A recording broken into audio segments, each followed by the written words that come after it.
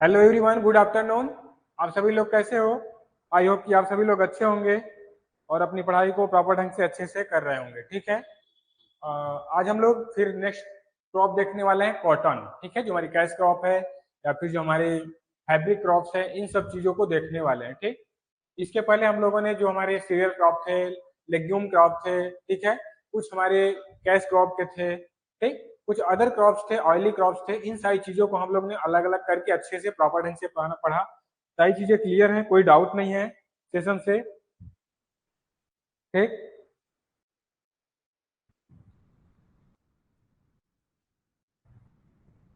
I hope कि doubt होना भी नहीं चाहिए, क्योंकि सारी चीजें अच्छे से प्रॉपर ढंग से आपको समझाई गई हैं। तो मेरे हिसाब से किसी भी प्रकार की आपको डाउट नहीं होगा। ओके। चलिए, तो आप सभी लोग एक प्यारा सा कंफर्मेशन दे दीजिए, वाई टाइप कर दीजिए एक प्यारा सा, कि आप सभी को ऑडियो वीडियो दोनों विजुअल है, प्रॉपर ढंग से अच्छे से दिखाई दे रहा है। ठीक। चलिए, तो आई होप कि सबको सभी सारी चीजें क्लियर है, ऑडियो वीडियो ठीक अच्छे से सब विजुअल है।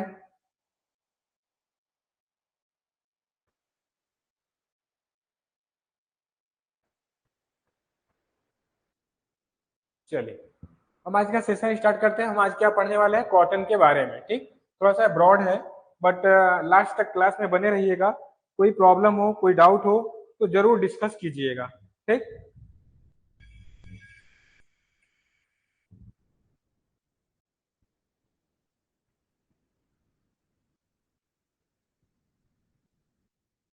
चलिए, अब कोई, चलिए यहाँ से देखते हैं कॉटन के बारे में आज पढ़ने वाले। हम लोग क्या पढ़ेंगे, कॉटन के बारे में। कॉटन क्या है, जिसे बोलते हैं कपास भी बोलते हैं।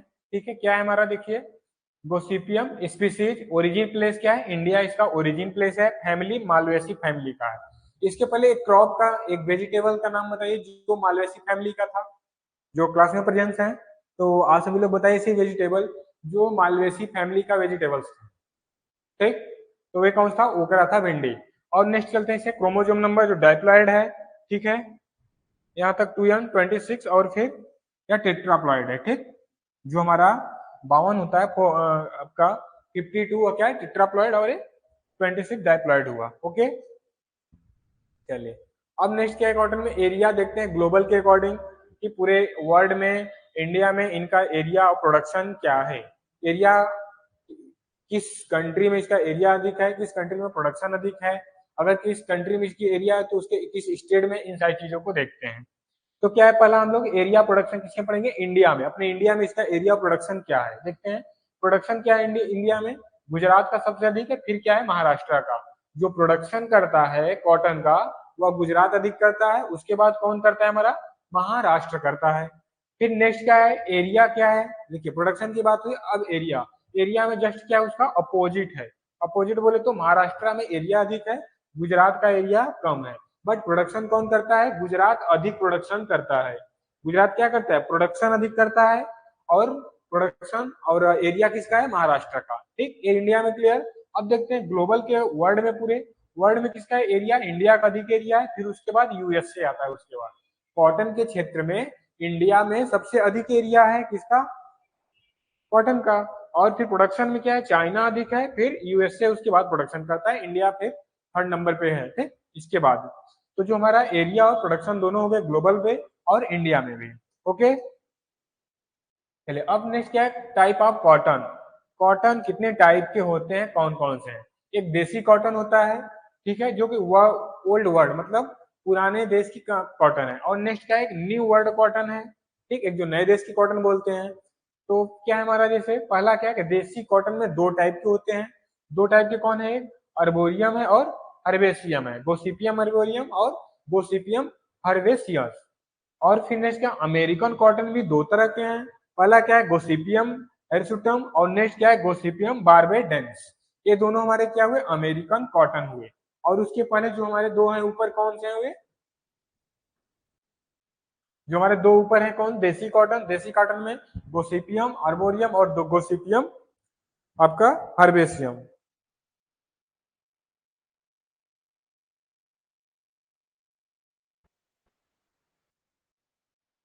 क्या आइडिया में कोई प्रॉब्लम आ रही है क्या?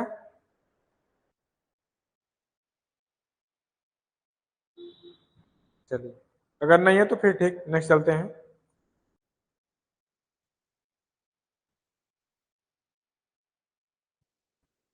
अब देखते हैं देसी कॉटन के बारे में पढ़ते हैं। ठीक, ये तो टाइप हो गए, अब उनके बारे में थोड़े से एक्सप्लेन करके देख लेते हैं थोड़े थोड़े क्या है उनका। ठीक, क्या है पहला देसी कॉटन या वो ओल्ड वर्ल्ड कॉटन बोलते हैं, क्या है गोसिपियम अर्बेरियम।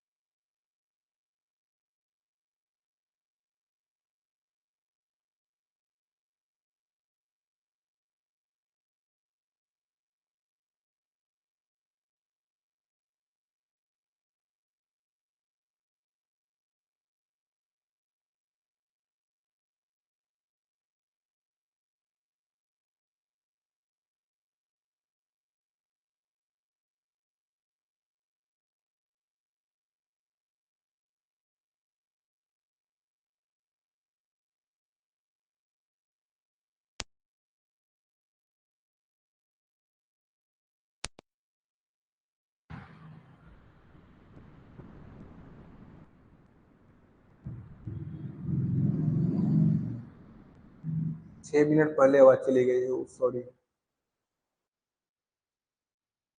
कंफर्मेशन दीजिए अनिता की अब आवाज आपको आ रही है।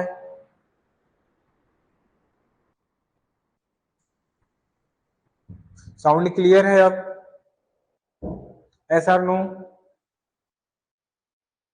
चलिए, आई होप कि अब साउंड क्लियर है, आवाज आ रही है।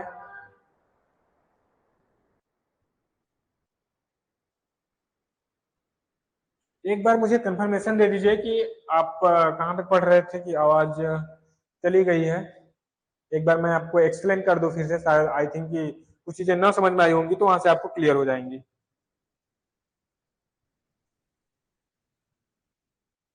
ये चीजें समझ में आई है? और साउंड थी यहाँ पे, मैंने आपको समझा रहा था जब बता रहा था तो।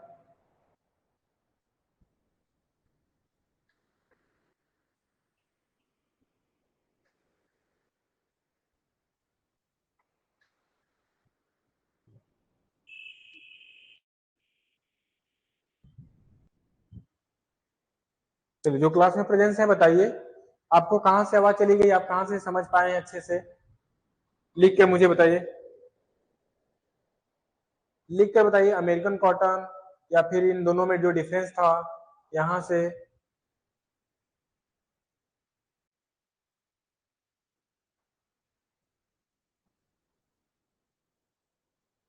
अनिता लिख के बताइए, इन दोनों में डिफरेंस या फिर अमेरिकन कॉटन से। अच्छा सॉरी, हाँ हेयर सुटम से, ठीक है। अमेरिकन कॉटन से यहाँ से आपको समझना था, ठीक है। चलिए एक बार आइए यहाँ से देखते हैं। आवाज चली गई थी, आई थिंक कि माइक चार्ज नहीं लगाया गया था।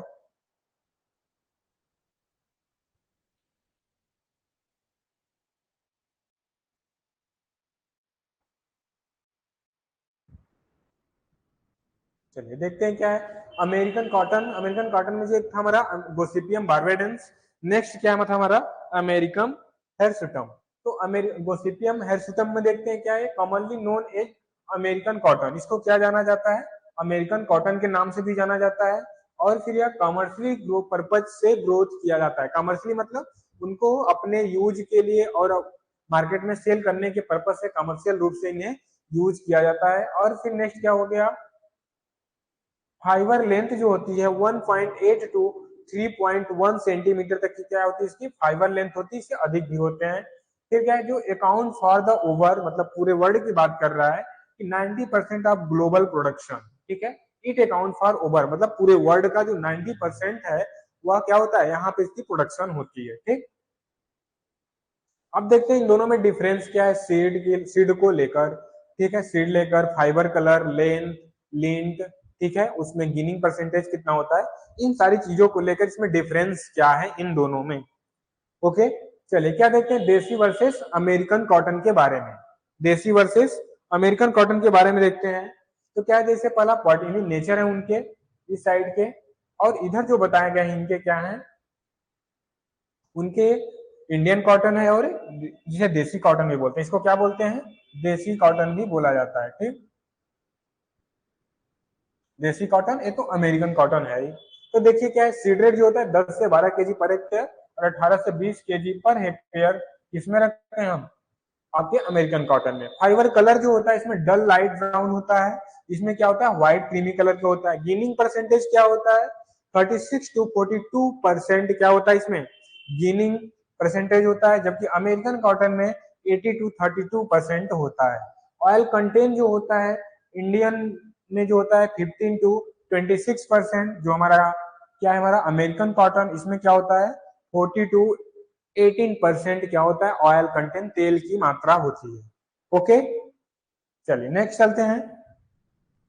अब इनके बॉटनी के बारे में देख लेते हैं, मतलब इनके क्या कुछ जो है। तो देखते हैं कल्टीवेटेड कॉटन जो होता है वो कैसा होता है, एनुअल होता है, वो मतलब वार्षिक होता है, एक सीजन या एक साल के होते हैं।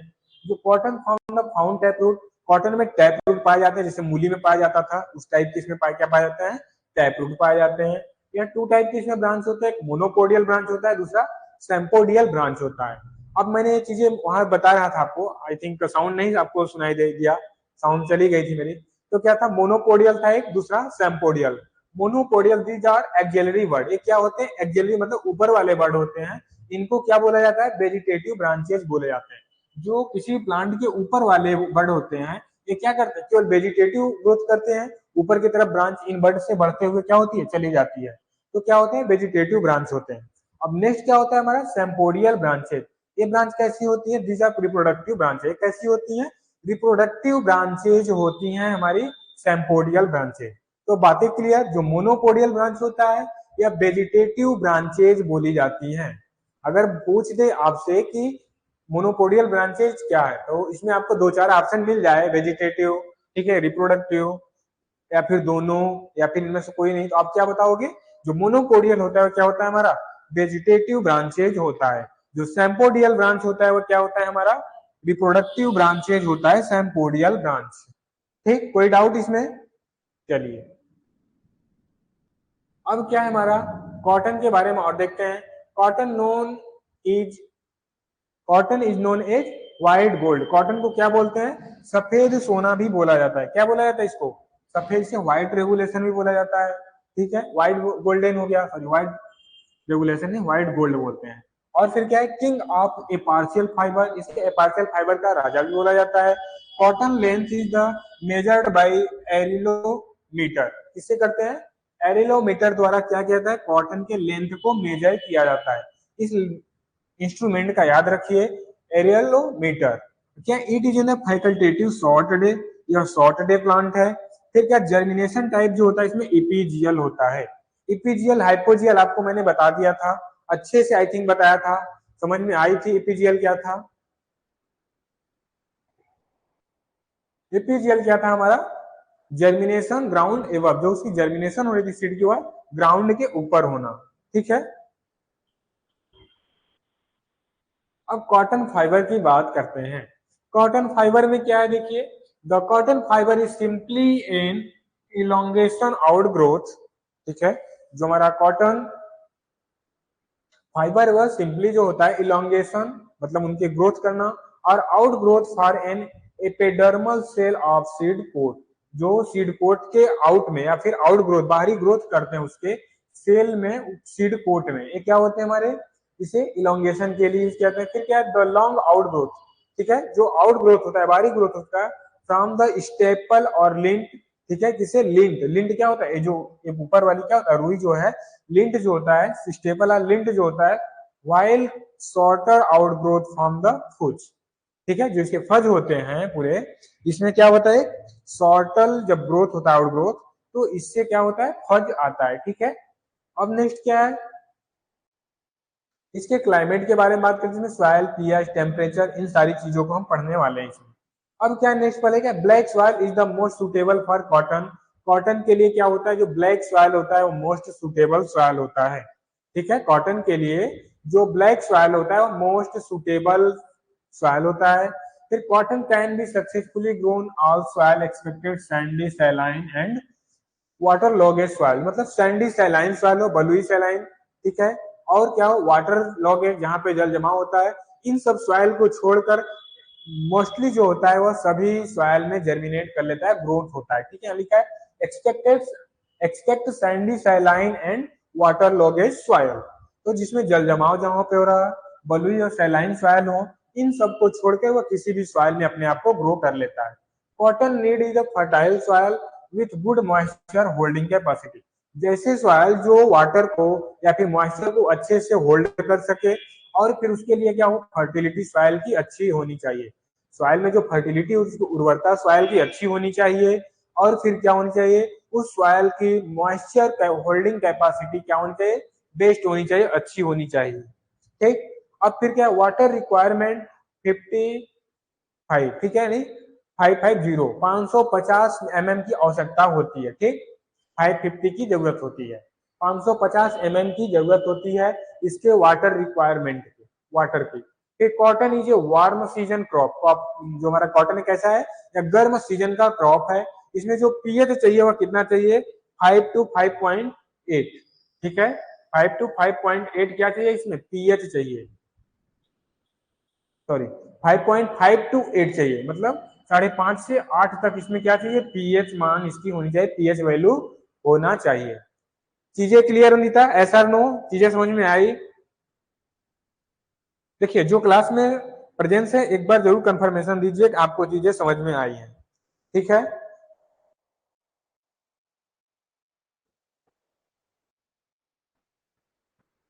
चलिए चीजें समझ में आ गई आपको तो ठीक है, अच्छी बात है।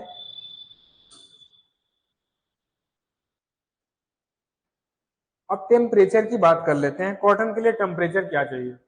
ठीक है, जो मिनिमम टेम्परेचर होना चाहिए कॉटन के लिए वह कितना होना चाहिए हमारा, 16 degree centigrade is required for germination. ये किसके लिए, जर्मिनेशन के लिए 16 डिग्री सेल्सियस टेम्परेचर की आवश्यकता होती है।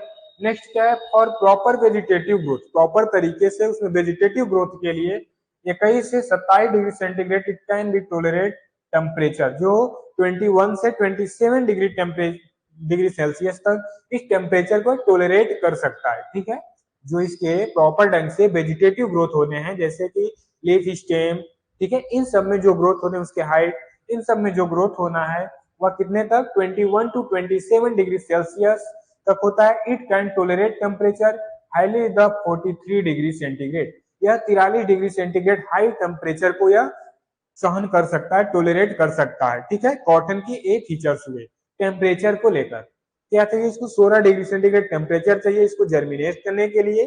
ठीक है, और फिर क्या कर रहा है कि इसमें वेजिटेटिव ग्रोथ, प्रॉपर ढंग से वेजिटेटिव ग्रोथ होने के लिए इसमें कितना, 21 से 27 डिग्री सेंटीग्रेड टेम्परेचर चाहिए या मैक्सिमम टेम्परेचर। ठीक है, मैक्सिमम तापमान जो होगा या 43 डिग्री सेंटीग्रेड तक क्या कर सकता है, सहन कर सकता है, बर्दाश्त कर सकता है। ओके, कोई डाउट इसमें।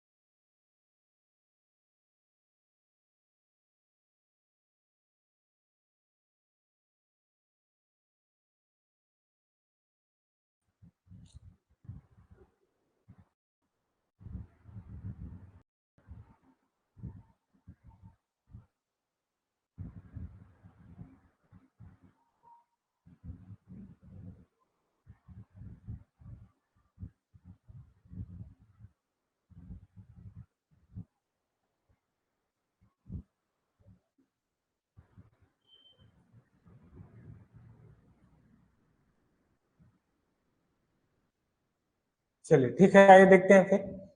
सॉरी, उसके थोड़ी नेटवर्क की वजह से प्रॉब्लम हो गई थी।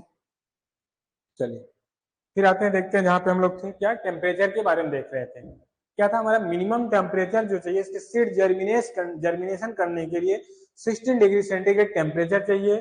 ठीक है, और प्रॉपर वेजिटेटिव ग्रोथ के लिए 21 से 27 डिग्री सेंटीग्रेड टेम्परेचर, जो हाई टेम्परेचर जो होता है वह 43 डिग्री सेंटीग्रेड तक क्या कर सकता है, सहन कर सकता है, बर्दाश्त कर सकता है, बोल सकते हैं। ठीक है, अब फिर नेक्स्ट क्या है इसमें, कॉटन के बारे में और देखते हैं। कौन सी कॉटन है, क्या उसकी प्लांट हाइट है, फाइबर क्या है, और एरिया कितना परसेंट है पूरे वर्ल्ड में या ग्लोबल में। से इंडियन जो हमारा है, इंडिया की बात करते तो कौन सा है, गोसिपियम बर्बोरियम, ठीक है। गोसिपियम बर्बोरियम क्या है, 1.5 टू 2 सेंटीमीटर क्या होती है इसकी प्लांट हाइट होती है मीटर। और फिर नेक्स्ट क्या है इसमें, फाइबर लेंथ जो होता है वो सेंटीमीटर में 1.25 टू 2.50 क्या होता है फाइबर लेंथ। एरिया क्या है 29% है किसकी, गोसिपियम बर्बोरियम। गोसिपियम हर्बेसियम का क्या है 1.5 टू 1 टू 1.5, और किसकी जो लेंथ होती है कितनी सेंटीमीटर 1.5 टू 2.5 इसकी लेंथ होती है। और फिर क्या है इसमें 21% इसका एरिया है। दो बात हुई इंडियन और देसी कॉटन की, ठीक है। गोसिपियम अर्बोरियम और गोसिपियम हर्बेसियम, दो इस चीज की बात हुई। अब नेक्स्ट क्या है हमारा, गोसिपियम हिर्सुटम, गोसिपियम बार्बेडेंस। ये दोनों चीजें हैं क्या है इसमें। प्लांट हाइट क्या होती है इसकी, प्लांट हाइट 1.5 1.8 टू 3 सेंटीमीटर तक फाइबर लेंथ। 15% क्या 50 नहीं 50% क्या 50% क्या इसका टोटल एरिया है। गोसिपियम क्या है हमारा बार्बेडेंस, बार्बेडेंस क्या 1.5 क्या होती है प्लांट की हाइट मीटर में। और फिर क्या है इसकी जो लेंथ होती है 3.6 टू 5 सेंटीमीटर तक फाइबर लेंथ होती है। और जो इसका फीचर प्लांट एरिया वो क्या है, इसमें कुछ ऐसा है नहीं, बट क्या है इसी के समथिंग 50% 50% क्या है इसका भी एरिया है। ओके, कोई डाउट इसमें, कोई डाउट।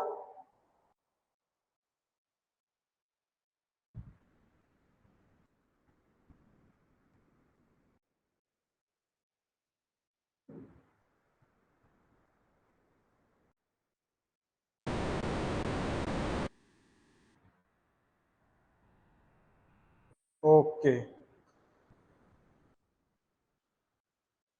अब देखिए type of cotton, seed rate कौन से टाइप के कौन से कॉटन का सीड रेट क्या रखेंगे, स्पेसिंग क्या होती है, प्लांट पॉपुलेशन पर हेक्टेयर की बात करेगा, ठीक है। यहाँ पे जब भी बात करेगा क्या करेगा, पर हेक्टेयर की बात होगी प्लांट की। स्पेसिंग जो होगा हमारा सेंटीमीटर में बात होगा, याद रखिएगा। ठीक, देखिए देसी कॉटन जो होता है वह कितना होता है 10 से 15 किलोग्राम पर हेक्टेयर, इसी क्या सोइंग की जाती है। सीड रेट जो स्पेसिंग रखते हैं 60 बाई 15 सेंटीमीटर स्पेसिंग रखते हैं। और प्लांट पॉपुलेशन क्या होता है 1,11,111 प्लांट पॉपुलेशन होता है पर हेक्टेयर में। अमेरिकन कॉटन की बात करें तो 18 से 20 क्विंटल पर हेक्टेयर पर केजी पर हेक्टेयर इसकी बुआई की जाती है, ठीक है। 18 से 20 किलोग्राम पर हेक्टेयर इसकी सोइंग की जाती है अमेरिकन कॉटन की। अमेरिकन कॉटन जो है 18 से 20 किलोग्राम पर हेक्टेयर इसकी क्या की जाती है सोइंग की जाती है। 60 बाई 30 सेंटीमीटर इसका स्पेसिंग रखते हैं। 55,600 क्या रखते हैं इसकी इस प्लांट पॉपुलेशन रखते हैं एक हेक्टेयर में। एक हेक्टेयर में 55,600 प्लांट होंगे। जो हमारा देसी होगा उसमें क्या होंगे 1,11,111 प्लांट होंगे हमारा। तो अमेरिकन कॉटन में 60 बाई 30 स्पेसिंग रखेंगे। 18 से 20 किलोग्राम पर हेक्टेयर इसका सीड रेट रखते हैं। अब फिर क्या बात कर रहा है, हाइब्रिड कॉटन की बात कर रहा है। हाइब्रिड कॉटन क्या है, हाइब्रिड कॉटन में 2 से 2 to 3 KG per hectare sowing करेंगे। 100 बाई 60 सेंटीमीटर इसकी स्पेसिंग रखेंगे। 1,66,666 प्लांट रखेंगे पर हेक्टेयर में। अब क्या बात कर रहा है, बीटी कॉटन, ठीक है। बेसिलियस बेसिलस फ्रेंजेंसिस बोलते हैं, ठीक है। इसको क्या बोलते बोला जाता है बेसिलियस फ्रेंजेंसिस। ये कॉटन क्या है 1 टू 1.5 किलोग्राम पर हेक्टेयर इसकी सीड रखते हैं। 100 बाई 60 सेंटीमीटर इसकी स्पेस रखते हैं।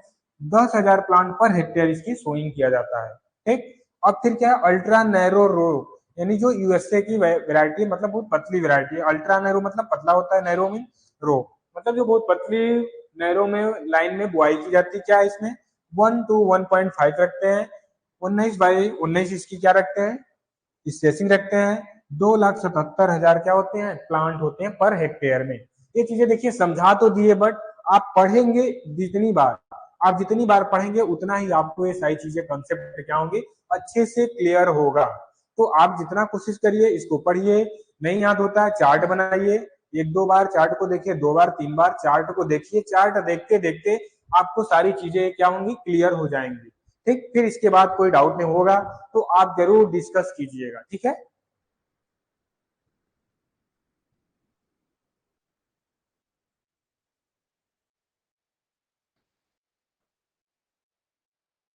अब देखिए categorisation of stable length of cotton. Cotton के अकॉर्डिंग क्या इसको कैटेगराइज कैसे, पर्टिकुलर और लेंथ जो होती है। पर्टिकुलर शॉर्ट स्टेपल जो होते हैं वो 19.5 लेस देन 90.5 सेंटीमीटर जो इसके शॉर्टर स्टेपल होते हैं कैसे होते हैं, वो कितना 19.5 से 19.5 से कम होती है उसकी लेंथ। और फिर जो मीडियम स्टेपल होते हैं क्या होते हैं 20 से 20 टू 21.5 ठीक है। क्या होती है इसकी लेंथ होती है जो मीडियम स्टेपल होते हैं। अब क्या बात है सुपीरियर स्टेबल जो होते हैं उसकी बात कर रहा है 20 टू 24.5 इसकी लेंथ होती है, वो क्या होंगे सुपीरियर टाइप के स्टेपल होंगे। अब बात कर रहा है लॉन्ग स्टेपल। लॉन्ग स्टेपल क्या होता है 24.5 टू 26.5 क्या होंगी इसकी लेंथ होंगी। 24.5 टू 26.5 लेंथ होगा। अब क्या बात कर रहे हैं सुपीरियर की। सुपीरियर में क्या होता है ग्रेटर देन 27 कितना ग्रेटर देन 27 क्या होता है इसका लेंथ होती है जो बिल्कुल सुपीरियर होते हैं। ठीक, ये चीजें क्लियर रखिएगा। ये भी चीजें देखिए बताया गया, बट आप क्या करेंगे जितनी बार आप पढ़ेंगे उतना ही आपको क्या होगा ये उतनी ही अच्छे से आपको क्लियर होगी। ठीक, क्या है शॉर्ट स्टेपल। शॉर्ट स्टेपल में क्या होता है लेस देन 19.5। मीडियम स्टेपल क्या होता है 20 टू 21.5 सुपीरियर स्टेपल क्या होता है 22 टू 24.5 लॉन्ग स्टेपल क्या होता है हमारा 24.5 टू 26.5। ठीक है, सुपीरियर क्या होता है हमारा ग्रेटर देन 27 ओके। अब बात करते हैं कॉटन की सोइंग के लिए। कॉटन की सोइंग कब की जाती है, कितना पे किया जाता है। कॉटन की सोइंग की बात करें तो अलग अलग एरिया में अलग अलग समय पे किया जाता है। जैसे क्या है हमारा irrigated area, non irrigated area, north place area, ठीक है, सेंट्रल एरिया, साउथ एरिया। तो सारी चीजें सारे एरिया रीजन वाइज क्या है अलग अलग टाइम पे कॉटन की या किसी भी क्रॉप की अलग अलग रीजन में अलग अलग टाइम पे सोइंग किया जाता है। ठीक है, अब ऐसा नहीं है कि इरिगेटेड एरिया में जब करें उसी टाइम पे नॉन इरिगेटेड एरिया में किया जाए, ऐसा तो पॉसिबल नहीं है। ठीक है, नॉन इरिगेटेड एरिया में जब रेन होगी वर्षा होगी तभी वहां पे उसकी सोइंग की जाएगी। ओके, तब चलिए देखते हैं इरिगेटेड कंडीशन में कब करते हैं या अप्रैल टू मई करते हैं। कब यह कब करते हैं इरिगेटेड एरिया में। नॉन इरिगेटेड एरिया में कब करते हैं जून से जुलाई तक कब करते हैं नॉन इरिगेटेड एरिया में। नॉर्थ इंडिया में जब कब किया जाता है फर्स्ट वीक ऑफ मई, मई के पहले सप्ताह में या नॉर्थ इंडिया में किया जाता है। ठीक है, नॉर्थ इंडिया में या मई के पहले सप्ताह में किया जाता है। सेंट्रल इंडिया में क्या है यार last week of June to first week of July, मतलब जून के अंतिम सप्ताह से लेकर जुलाई के पहले सप्ताह तक कब किया जाता है सेंट्रल इंडिया में किया जाता है। जैसे जो मध्य प्रदेश के एरिया है उन सब एरिया में कब इन सब में कर सकते हैं। अब क्या हमारा साउथ इंडिया, साउथ इंडिया में अगर देखा जाए तो क्या हमारा सितंबर से अक्टूबर तक किया जाता है। कब किया जाता है सितंबर अक्टूबर में किया जाता है इसकी सोइंग हमारी कब साउथ इंडिया में। तो देखिए इरिगेटेड एरिया के हुए, non irrigated area, north India, central और फिर साउथ इंडिया, ये चीजें अलग अलग हुई। अलग अलग रीजन में अलग अलग तरीके से सोइंग किया जाता है। ओके, अब मैन्योर्स एंड फर्टिलाइजर देख लेते हैं, मतलब खाद उर्वरक कितना देंगे कैसे देंगे, इन सारी सारी चीजों को देखा जाता है यहाँ पे। तो जो हमारा नाइट्रोजन देंगे वो 60 से 40 किलोग्राम पर हेक्टेयर नाइट्रोजन देंगे। और जो हम इसमें FYM, ठीक है, फील्ड यार्ड, ठीक है, मैनुअर, ये कितना देंगे हम 15 से 20 किलोग्राम पर हेक्टेयर टन दिया जाता है। ठीक है, एक जब भी देंगे इसको टन में देंगे तो 15 से 20 टन पर हेक्टेयर दिया जाएगा। ठीक, और क्या हमारा फास्फोरस, फास्फोरस 25 से 30 किलोग्राम पर हेक्टेयर दिया जाता है। अब बात करें पोटास की, पोटास कितना दिया जाता है 25 से 30 किलोग्राम पर हेक्टेयर क्या दिया जाता है पोटास दिया जाता है। कोई डाउट इसमें। फर्टिलाइजर के बारे में, फर्टिलाइजर कंटेन हो गई कि आप नाइट्रोजन जो देंगे 60 से 40 किलोग्राम, ठीक है, जो पोटास देंगे आप कितना देंगे 25 से 30 किलोग्राम, फास्फोरस भी 25 से 30 किलोग्राम, और जो हम FYM देंगे फिलियार्ड मैनुअर वह कितना देंगे हम 15 से 20 टन पर हेक्टेयर दिया जाएगा। ठीक है, अब critical stage of irrigation, irrigation कब करनी है इसमें, इसका क्रिटिकल स्टेज क्या है इसके बारे में देखते हैं। ठीक, अब क्रिटिकल स्टेज की बात करें तो क्या है जैसे फ्लावरिंग स्टेज और बॉल फॉर्मेशन। ये देखिए फ्लावरिंग हो रहा है, फिर अब इधर बॉल फॉर्मेशन हो रहा है, इसका क्या हो रहा है बॉल बन रहा है इधर। ठीक, अब देखिए फ्लावरिंग स्टेज एक हुआ, जब उसमें फ्लावर आ रहे हैं उस कंडीशन में फील्ड में क्या मॉइस्चर होनी चाहिए। अगर मॉइस्चर नहीं है जनरली तो उसको इरिगेशन करना होगा, सिंचाई करना होगा। नेक्स्ट क्या होता है बॉल फॉर्मेशन। अब देखिए यहाँ से इरिगेशन फ्लावरिंग हुआ, फ्लावर बना, अब क्या हो रहा है बॉल फॉर्मेशन हो रहा है। तो बॉल फॉर्मेशन के टाइम पे उसको क्या करेंगे हम, फिर उसमें मॉइस्चर उसके फील्ड में होना ही होना चाहिए। ये बिल्कुल नेसेसरी चीजें हैं, ठीक है, नेसेसरी है बिल्कुल कि उसके लिए बॉल फॉर्मेशन फ्लावरिंग स्टेज पे उसमें पानी मिलना ही मिलना चाहिए क्रॉप को। अब क्या वाटर रिक्वायरमेंट की बात करते हैं, ठीक है। Depending upon the climate crop growing period cotton need, ठीक है, या इस पे डिपेंड करता है क्रॉप के टाइम पे, ठीक है, क्रॉप के क्लाइमेट क्या है उस रीजन का, ठीक है, क्रॉप का ग्रोथ कैसा है, ग्रोथ ग्रोइंग पीरियड क्या है, ठीक है, इन सब पे डिपेंड करता है। कॉटन को जो सिंचाई की जरूरत होती है कितनी चाहिए, 700 से 800 mm वाटर की इसको जरूरत होती है to meet the maximum water requirement, ठीक है, वाटर से जो इसको मैक्सिमम वाटर रिक्वायरमेंट की जरूरत होती है, और कितना 700 से 800 mm क्या होती है मैक्सिमम रिक्वायरमेंट होती है। यहाँ पे लिखा गया है, जो लिखा गया देख लीजिएगा, 700 से 800, ठीक है, mm, या फिर इसके आगे लिख देते हैं, यहाँ पे तो दिखाई दे रहा है, यहाँ क्या लिखा है 700 से 800 mm, ठीक है, इतना इरिगेशन इतने पानी की इसको क्या होगी जरूरत होती है। ओके, अब फिर क्या है first irrigation 30 to 40 day after sowing, जो इसका पहली इरिगेशन करते हैं सोइंग के वो कब करते हैं 30 से 40 दिन बाद करते हैं।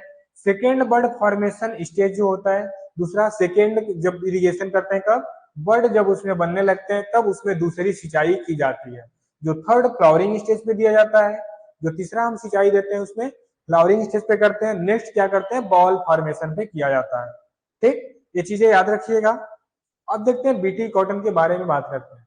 यहाँ पे फैक्ट लिखा हुआ है, एक बार हम आपको पढ़ के बता देते हैं, बाकी आप इसको बार बार मतलब 2 से 3 बार 4 बार पढ़िए, आपको सारी चीजें यहाँ से क्लियर हो जाएंगी, मतलब याद हो जाएगी आपको, ठीक। और जो डाउट है मैं यहाँ पे क्लियर कर दे रहा हूँ आपको।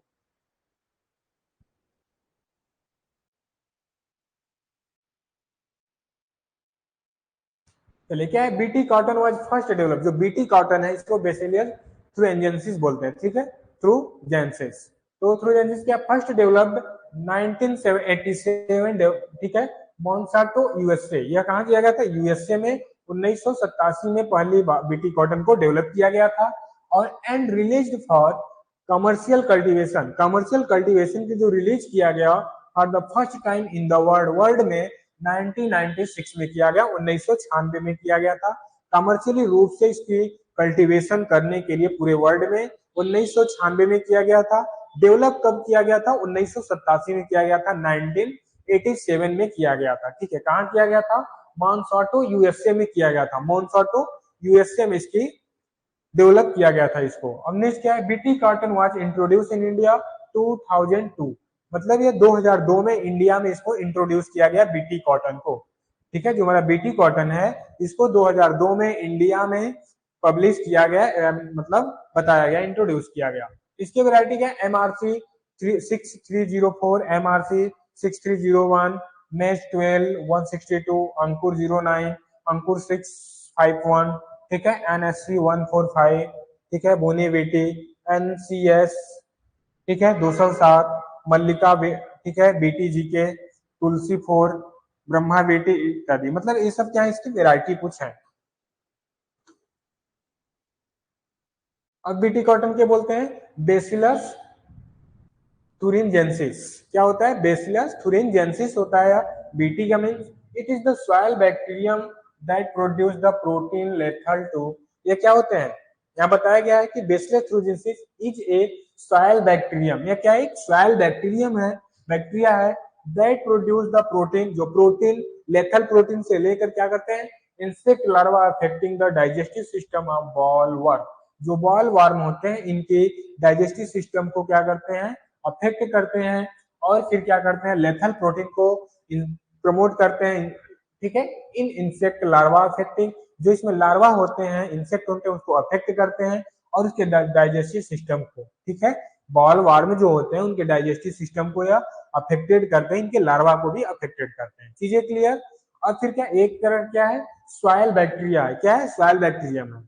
फिर क्या है जीएम कॉटन, ठीक है, जीएम कॉटन क्या होता है बात करते हैं GM cotton is only crop permitted by genetic engineering A parcel. ये क्या है, जेनेटिक इंजीनियरिंग ए पार्सल में इसको परमिटेड द्वारा, जो जेनेटिक हमारा इंजीनियरिंग है उसके द्वारा यह प्रमोट किया गया था, ठीक है, परमिट दिया गया था। Commit GEAU under ministry the environmental and forestry first permitted on March 2002। जो हमारा जीएम कॉटन है, इक्विटी कॉटन और जीएम कॉटन, जीएम कॉटन को कौन दिया था, जेनेटिक इंजीनियरिंग द्वारा इसको परमिट किया गया था। जो कमेटी हमारी थी कौन सी, जीईए, ठीक है, जेनेटिक इंजीनियरिंग, तो इसके द्वारा इसको किया गया था, ठीक है, वहां पे लिखा है जेनेटिक इंजीनियरिंग ए पार्शियल कमेटी। इसका जो शॉर्ट नेम क्या है, जीईएसी।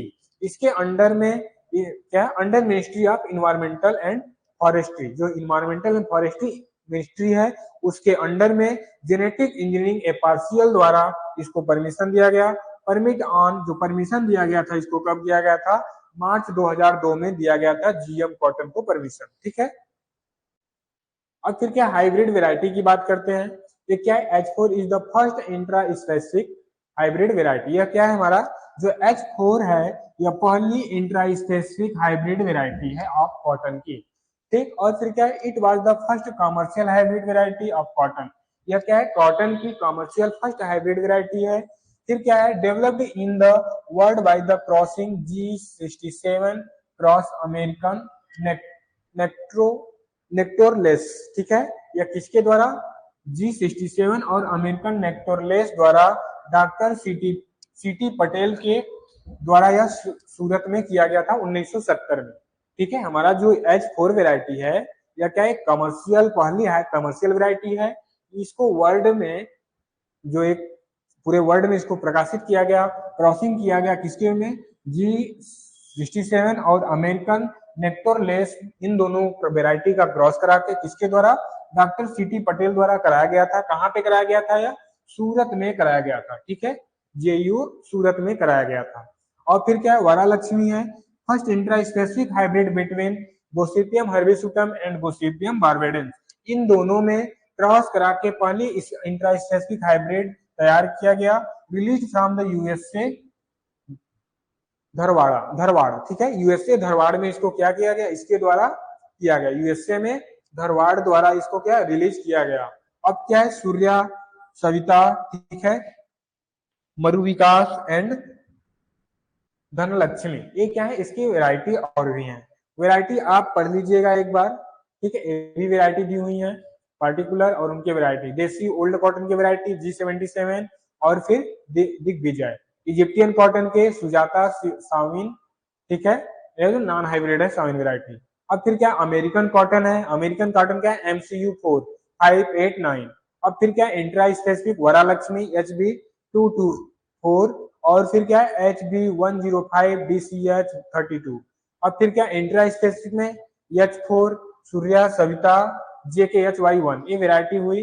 अब फिर क्या है स्पेशल प्रैक्टिसेस, देखिए टोपिंग, इन सब स्पेशल प्रैक्टिसेस आई होप कि मैंने आपको बताया था, बट एक बार क्या करते हैं, देख लेते हैं हम लोग स्पेशल कर इसके कुछ है। जो पहला क्या है, टिप टोपिंग क्या है, टोपिंग क्या है, removal of terminal growing point. जो टर्मिनल ग्रोइंग पॉइंट है, जैसे कि सबसे ऊपर वाला एक पोर्शन क्या कर रहा है, रिमूव कर रहा है, ठीक है, टर्मिनल वाला पोर्शन सबसे ऊपर वाला, तो क्या बोला, removal of terminal growing point once from each plant, मतलब एक बार सभी प्लांट से, a height the 1.2 centimetre 80 to 90 day after, मतलब 80 से 90 दिन बाद, या जो प्रत्येक प्लांट के हाइट कितनी पर 1.12 सेंटीमीटर, ठीक है, एक से वो 1.2 सेंटीमीटर हाइट क्या करते हैं, इसको रिमूव करते हैं ऊपर से, ऊपर वाले पोर्शन को 1 सेंटीमीटर क्या करते हैं, रिमूव करते हैं 80 से 90 दिन बाद। और फिर क्या करें, टू प्रोटेक्ट फर्दर टर्मिनल, जो ऊपर वाले पोर्शन है उसको फर्दर प्रोटेक्ट करने के लिए growth and encourage the sympodial branches. Sympodial branches क्या होती है, जो लेटरल ब्रांच होती है। अगर आप एक्सिलरी बर्ड, ऊपर क्या है मोनोपोडियल था, मोनोपोडियल का क्या काम था, वेजिटेटिव ब्रांच थी। अब सेम्पोडियल ब्रांचेस क्या है हमारा, रिप्रोडक्टिव ब्रांचेज है। तो रिप्रोडक्टिव ब्रांचेज में क्या होती है, फ्लावरिंग होती है, फूड बनते हैं, सीड बनते हैं, लिंट आते हैं, ठीक है, सारे जो बॉल वार्म होते हैं सब क्या होते हैं, हमारे सेम्पोडियल होते हैं। तो सेम्पोडियल ब्रांचेस का क्या होता है, ग्रोथ होता है, जो हमारे लेटरल ब्रांच होते हैं, जैसे ये हुआ, तो ये क्या हुआ हमारे लेटरल ब्रांच हुए, ठीक। तो इन सब का क्या होता है यहाँ पे, एनहेंस होता है, इंकरेज होता है, होता है, एंड बॉल वार्म डेवलप्ड होते हैं। जितनी आपकी सेम्पोडियल ब्रांच होंगी, बॉल वार्म उतने ही डेवलप्ड होंगे, ठीक। And the by divert the energy flow, और डाइवर्ट करना ब्रांच से, टर्मिनल पोर्शन से एनर्जी को लेटरल ब्रांच में डाइवर्ट करना इसका पर्पज है, ठीक। चीजें क्लियर। टॉपिंग से, टॉपिंग का मीन्स होता है कि प्लांट के ऊपर वाले पोर्शन को रिमूव करना। इसका उद्देश्य होता है कि सेम्पोडियल ब्रांच यानी जो वेजिटेटिव ग्रो ब्रांचेज है उनको, जो हमारे रिप्रोडक्टिव ब्रांचेज है उनको ग्रोथ करना, उनमें, ठीक है, उनमें बाल वार्म का डेवलप करना, इन सारी चीजों का इनका उद्देश्य है, ठीक। अब क्या है स्पेशल में निपिंग, निपिंग के बारे में देख लेते हैं। निपिंग क्या है, nipping is done 80 to 90 day after sowing. बुआई से 80-90 दिन बाद क्या किया जाता है, निपिंग किया जाता है। बुआई से 80-90 दिन बाद क्या किया जाता है, इसमें निपिंग किया जाता है। अब फिर क्या है पिकिंग, पिकिंग की बात करते हैं तो क्या हुआ पिकिंग में, should only be done when boll were fully opened. जब क्या करते हैं कि जब एक बार पिकिंग में शुड ओनली बी डन, मतलब जो बाल जो होते हैं पूरी तरह से ओपन होते हैं उसमें निपिंग किया जाता है। क्या किया जाता है उसमें, उसमें पिकिंग किया जाता है, उसको तोड़ा जाता है जो कि पूरी तरह से ओपन हो, खुले हो। निपिंग में क्या किया जाता है, 80 से 90 दिन बाद किया जाता है। फिर पिकिंग आता है, शुड बी ओनली, मतलब ऐसे में किया जाता है जिसके वाल मार क्या हो, फुली ओपन हो, पूरी तरह से खुल गए हो, ठीक। अब क्या है फिर से गिनिंग, गिनिंग में क्या है, separation of fibre from the seed coat, cotton, cotton के सीड से फाइबर को अलग करना क्या कहलाता है, गिनिंग कहलाता है। अब गिनिंग परसेंटेज भी निकाली जाती है। In general it is the range 33% to, जो होता है जनरल 32, जो जनरल होता है कितना 33% तक, बस बिटवीन कितना होना चाहिए, 30 से 35% के बीच में इसकी क्या होनी, गिनिंग परसेंटेज होती है।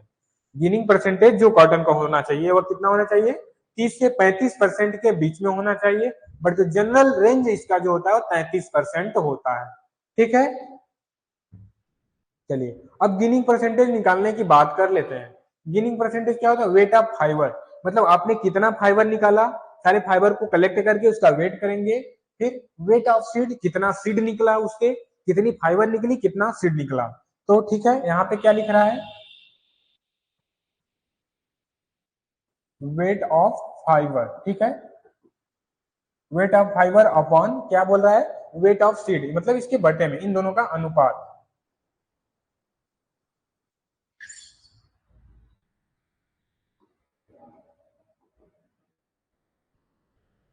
वेट ऑफ सीड, ठीक, सीड का वेट इंटू 100, क्या करेंगे, इंटू 100 करेंगे। यानी कि बोल रहा है कि wait of fibre upon weight of seed, ठीक है, इंटू 100, इससे क्या निकलेगा, हमारा गिनिंग परसेंटेज निकल जाएगा।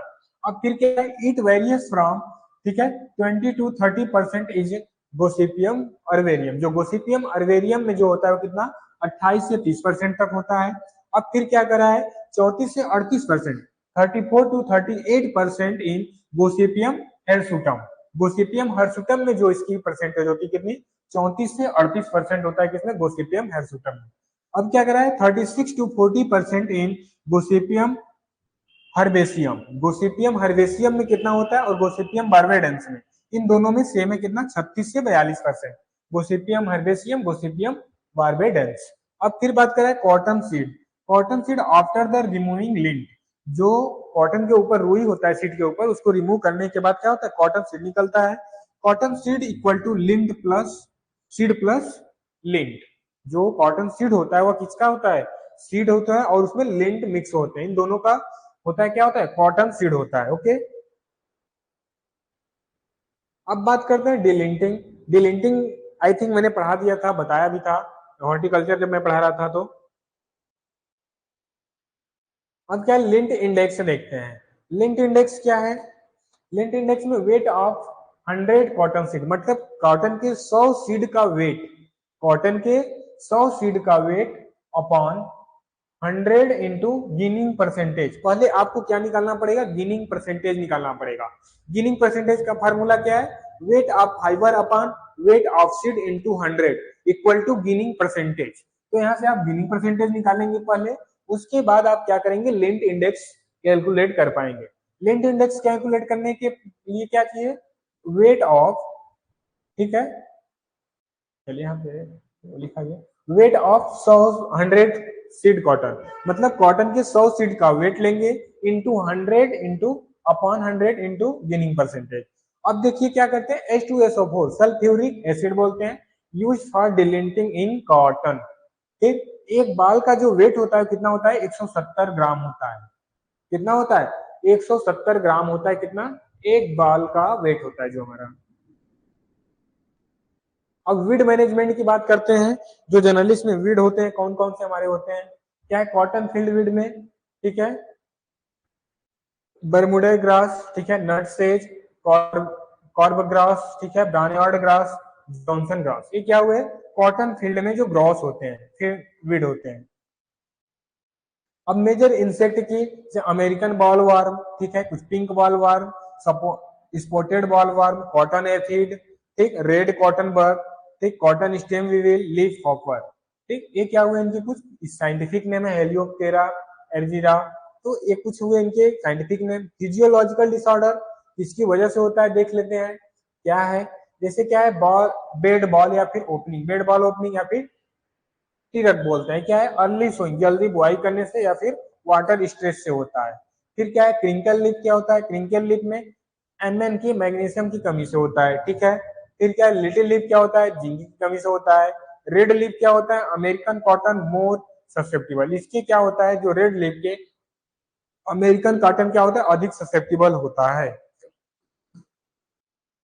अब क्या है, मेजर डिजीज की बात करें तो angular leafy spot, black arm disease बोलते हैं, जेंथोमोनास सिट्री होता है। फिर क्या, एंथ्राक्नोज क्या होता है, कोलियोट्रिकम गोसिटी होता है। फिर रेड रोड क्या होता है, या राइजोप्टीनिया बैटिकोला होता है। वेस्कुलर डिजीज क्या होता है, फ्यूजेरियम ऑक्जिस्पोरम होता है, क्या होता है, वेस्कुलर डिजीज, ठीक। अब उपज देख लेते हैं क्या है इसमें। उपज में देखें तो क्या है, पहला एवरेज यील्ड जो होता है 11 से 17 quintal, 11 to 17 quintal per hectare, 11 to 70 quintal per hectare. जो कॉमन जो होता है इसमें कितना उपज होता है, 15 टू 20, 15 से 20 quintal per hectare. Hybrid cotton में कितना होता है वह, 25 टू 30 क्विंटल पर हेक्टेयर, ठीक। और जो हमारा बीटी कॉटन होता है, बेसिलस thuringiensis में 35 से 40 क्विंटल पर हेक्टेयर होती है। कितना होती है, 35 से 40 क्विंटल पर हेक्टेयर इसका प्रोडक्शन होता है, उपज होता है, ठीक।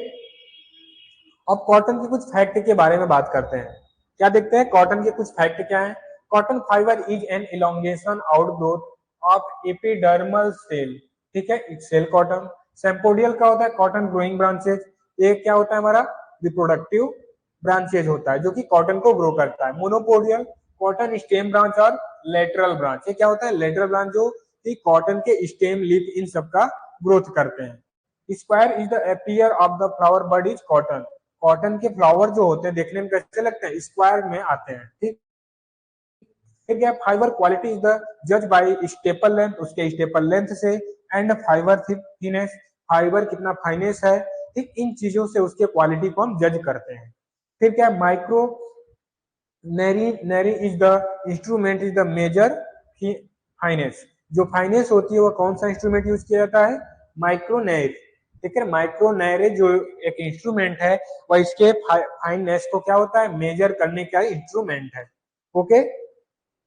अब क्या है, कॉटन फैक्ट की बात करते हैं, नेक्स्ट क्या है, मैच्योरिटी ऑफ फाइबर इज जज बाय एन एरिलोमीटर, मैंने पहले ही बताया एरिलोमीटर द्वारा इसके मैच्योरिटी को मेजर किया जाता है। The staple length of cotton fibre of short staple grade कैसा होता है, शॉर्ट स्टेपल ग्रेड का होता है, लेस देन 19 mm, कितना होता है, 19 mm से कम है तो क्या होगा, शॉर्ट स्टेपल ग्रेड। फिर क्या, केमिकल डिलेंटिंग, डिलेंटिंग करने के लिए कॉटन में जो केमिकल यूज किया जाता है, कौन सा केमिकल यूज किया जाता है, H2SO4 यानी सल्फ्यूरिक एसिड का। अब देखिए क्या है, IBPS पेपर में क्वेश्चन आए हुए भी है, ठीक है।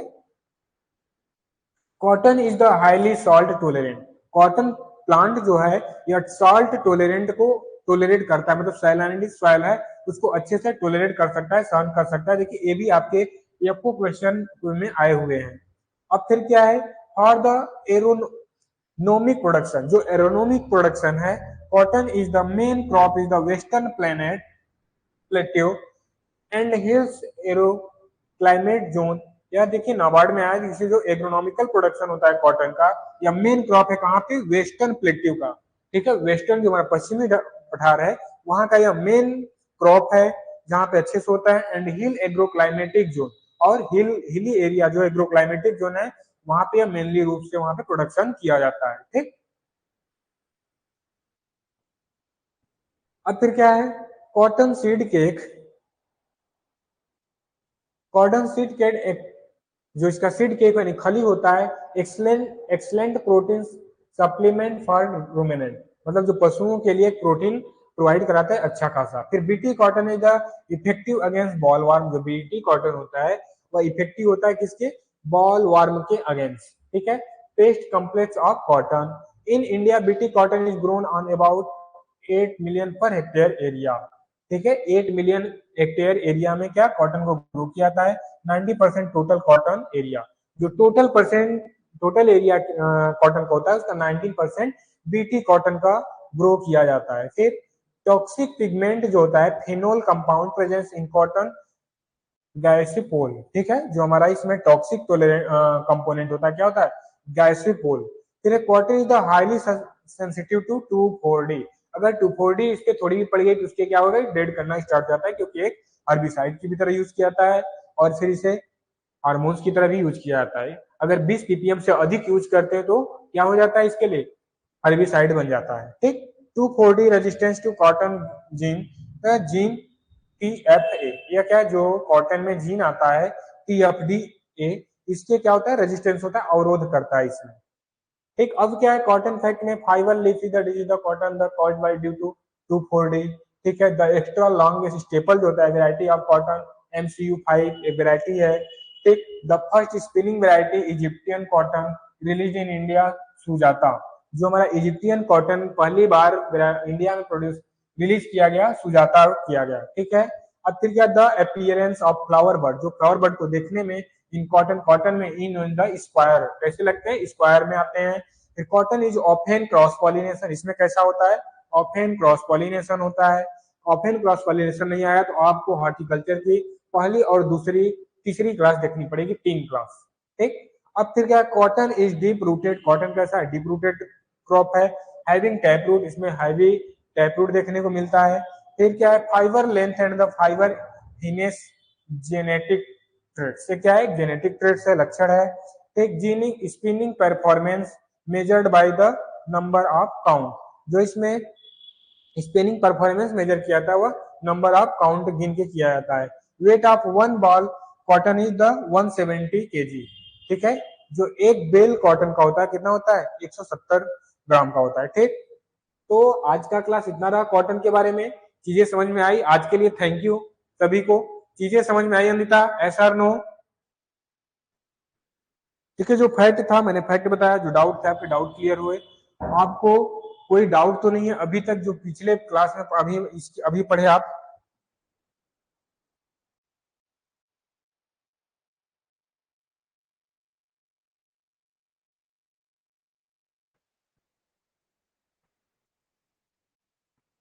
चलिए डाउट कोई नहीं है,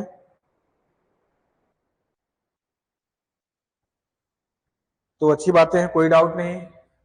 चलिए, तो आज के लिए थैंक यू। हाँ, एक बात और कि हमारी जो नेक्स्ट क्लास है, हमारी नेक्स्ट बैच वो स्टार्ट होने वाली है बिहार कोऑर्डिनेटर के लिए, ठीक है। इसके पहले भी बात हो चुकी थी क्लास में, इसकी एक वीडियो भी यूट्यूब पर बनी थी आप सभी के लिए। तो हमारा बिहार कोऑर्डिनेट के लिए क्लास स्टार्ट होगी, 10 सितंबर से स्टार्ट हो जाएगा, ठीक है। 10 सितंबर से, अगर आप 5 सितंबर तक बिहार कोऑर्डिनेटर के एग्जाम के लिए आप अप्लाई करते हैं, रजिस्ट्रेशन कराते हैं, तो आपको उसमें 10% का छूट भी मिलेगा, ठीक है। अगर और भी आपको इसकी अधिक जानकारी चाहिए तो नंबर दिया गया है, इस नंबर पे आप संपर्क कर सकते हैं, कंटेक्ट कर सकते हैं डायरेक्टली, और आपको सारी डिटेल्स फीस से रिलेटेड, क्लास से रिलेटेड सारी जानकारी आपको मिल जाएगी। ओके, चलिए, तो चलिए आज के लिए इतना ही। थैंक यू, बाय बाय, फिर मिलते हैं आपसे कल 2 बजे के क्लास में। ओके।